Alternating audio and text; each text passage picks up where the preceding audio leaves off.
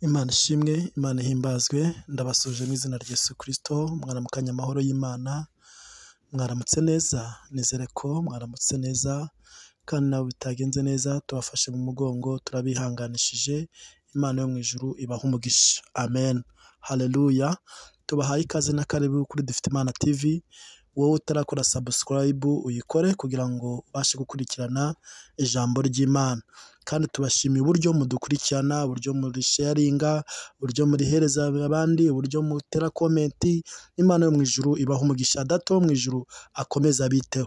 Reka dushime Imana muri iki gitondo ko Imana yatugiriye neza, Imana yabanye natwe. Mana mu izina rya Yesu ndagushimiye ku bwa mwene data warinze muri iki gitondo, ushimwe uhabwe icyubahiro. Mpagaritse ibitavuga Imana byose ku buzima bwe mu izina rya Yesu Kristo. Ndateje agaciro imbaraga z'umwijima, imbaraga z'abakonikoni ku buzima bwe, byamurwanya byose bikurwaho n'imbaraga zawe mu izina rya Yesu Kristo, amen. Haleluya, haleluya. Hari ijambo dusanga mu Migani ibice 16 n'umurongo wa 3 aravuga ngo imirimo yawe yose uyiharire Uwiteka, niho imigambi yawe izakomezwa. Imana ishimwe, haleluya. Ijambo ry'Imana atubwiye ngo imirimo yawe yose uyiharire Uwiteka.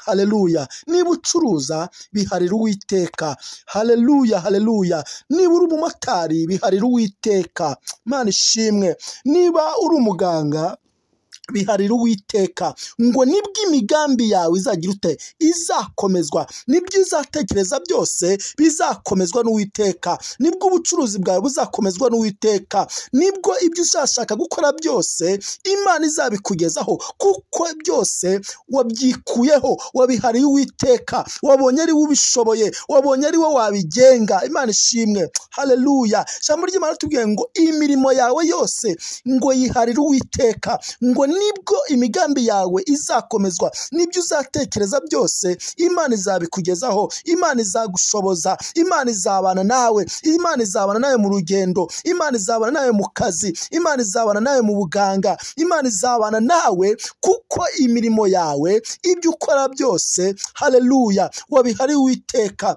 nibwo bizakomezwa, nibwo uzabitekereza, haleluya, nibwo uzatekereza ibyo uzatekereza byose Imana izabikomeza, Imana izabana nawe. Imana ishimwe. Ngo iyo imigenzereze y'umuntu ngo inejeje Uwiteka, ngo ituma abanzi ngo buzura nawe. Iyo imigenzereze yawe inejeje Uwiteka, ibyo ukora byose bikanezeza Uwiteka, abanzi bawe, abakwangaga, abakumwazaga ngo babasha kuzura nawe, ngo haleluya. Imana ishimwe.